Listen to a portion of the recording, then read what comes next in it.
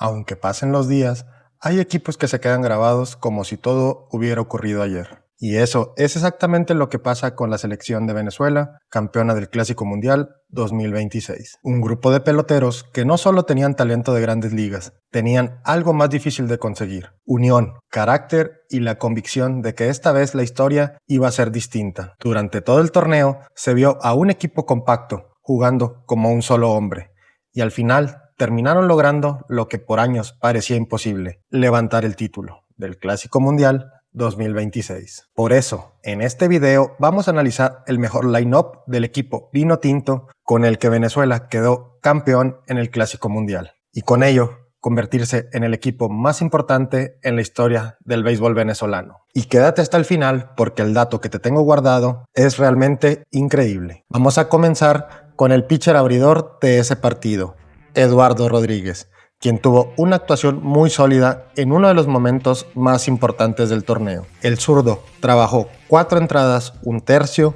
permitiendo solamente un imparable y manteniendo el juego completo bajo control durante todo el partido. A lo largo del Clásico Mundial terminó con una efectividad de 4.86 y un total de 9 ponches recetados. Tal vez no son los números más impactantes en un torneo, pero sobre todo fue confiable cuando el equipo más lo necesitaba. Sin duda alguna, esta salida se convirtió en una de las más importantes de su carrera, porque llegó en el momento exacto en el que Venezuela necesitaba a su abridor, respondiendo como un verdadero líder en la lomita.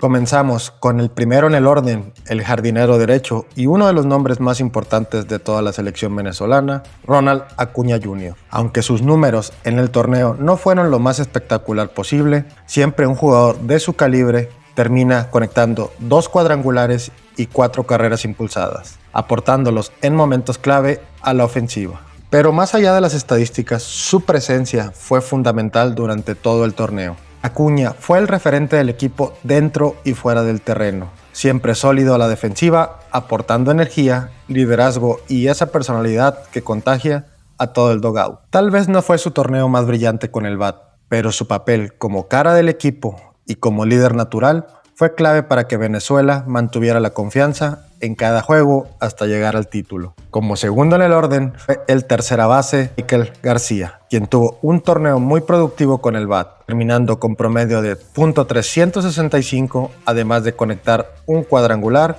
y producir 7 carreras a lo largo del campeonato.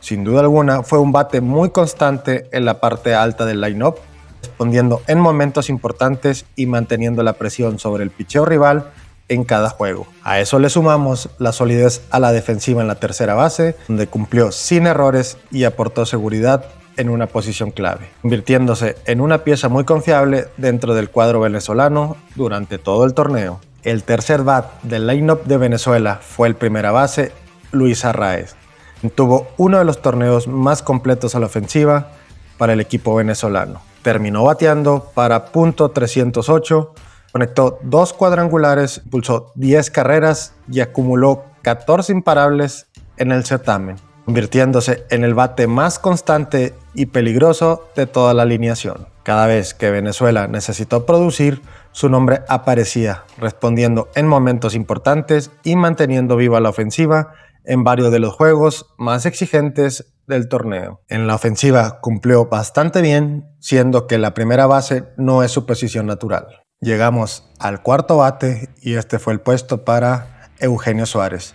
quien batió .200 en todo el torneo.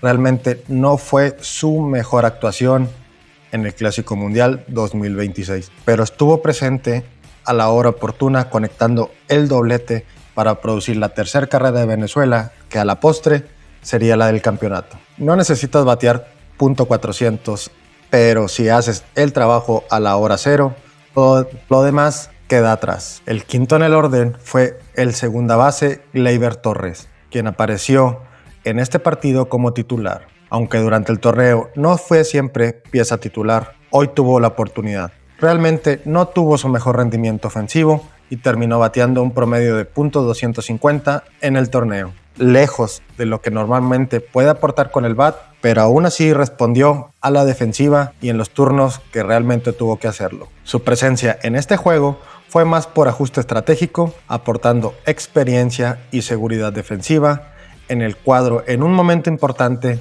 del campeonato. El sexto en el orden fue el parador en corto Ezequiel Tovar, quien se ajustó a ese puesto en el line-up para aportar contacto y velocidad en la parte media de la alineación. Defensivamente volvió a demostrar por qué es uno de los paradores en corto más seguros, mostrando manos firmes y mucha confianza en cada jugada dentro del cuadro. A la ofensiva tuvo un torneo muy eficiente en las oportunidades que recibió, terminando con promedio de .471, respondiendo cada vez que fue colocado en la alineación y aprovechando al máximo sus turnos al bat. Y llegamos al séptimo en el orden, la posición de Wilyer Abreu, quien tuvo un torneo muy sólido aportando poder en la parte baja de la alineación.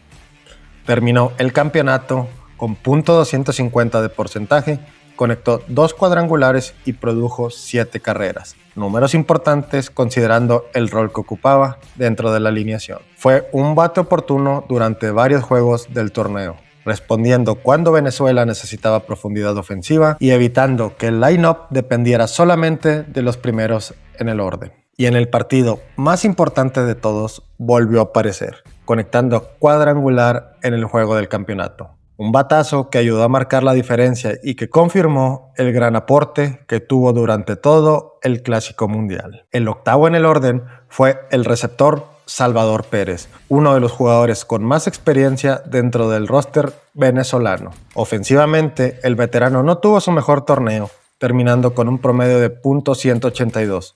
Números muy discretos para un bateador de su trayectoria y lejos de lo que normalmente puede aportar con el madero. Sin embargo, su verdadero valor para el equipo estuvo detrás del plato. Como receptor, fue fundamental guiando el cuerpo de lanzadores durante todo el campeonato, manejando cada juego con inteligencia, leyendo bien a los rivales y manteniendo siempre el control del ritmo desde la defensiva. Llegamos a la novena posición en el orden al bat, Jackson Chourio, uno de los jugadores de los que se esperaba más a la ofensiva para el equipo venezolano, pero lamentablemente terminó teniendo un torneo muy discreto con el bat. Finalizó bateando apenas para .200, números por muy debajo de lo que normalmente puede aportar un pelotero con su juventud y con su talento. Por varios momentos se le vio batallar para encontrar ritmo en el plato, y aunque algunas veces tuvo turnos importantes, nunca logró convertirse en ese bate explosivo que muchos esperaban ver durante todo el torneo. Aún así, su presencia en el line-up obligaba al rival a respetarlo, y aunque no fue su mejor actuación, formó parte de un equipo que supo responder colectivamente para terminar levantando el campeonato. No me gustaría terminar sin mencionar al corredor emergente que apareció en la novena entrada por el equipo de Venezuela, Javier Zanoja, entrando al juego en lugar de Luis Arraez, quien había negociado boleto en esa entrada. Con todo el corazón que lo representa, corrió las bases para anotar después del doblete que conectó Eugenio Suárez. Y llegamos al encargado de cerrar el juego para el equipo de Venezuela. Su nombre es Daniel Palencia, quien se subió a la lomita en la última entrada para enfrentar el momento más tenso de todo el torneo. Con gran control y mucha determinación, logró sacar los outs finales sin permitir reacción del rival, firmando un relevo de enorme calidad cuando más lo necesitaba el equipo. Palencia se apuntó al salvamento, pero más allá de la estadística, fue el lanzamiento final que confirmó lo que durante años parecía imposible. Con ese último out, Venezuela se convirtió en campeona del Clásico Mundial 2026, logrando así el título más importante en la historia de la selección vinotinto en cualquier torneo internacional y escribiendo una página inolvidable para el país en el deporte predilecto, el béisbol. Y si pensabas que se me había olvidado el dato curioso, te lo voy a presentar de una vez. Los spikes con los que Daniel Palencia sacó ese último inning serán enviados al Salón de la Fama de Cooperstown. Así es, esos mismos spikes con los que logró el salvamento que le dio el título más importante a Venezuela quedarán guardados como parte de la historia del béisbol internacional. Y me atrevo a decirlo sin ninguna duda, este es el mejor line-up que ha tenido Venezuela en toda su historia. No por los nombres, no por las estadísticas, sino porque fue el equipo que logró lo que ninguna otra generación había conseguido: ser campeón del Clásico Mundial 2026. Nos vemos en el próximo video.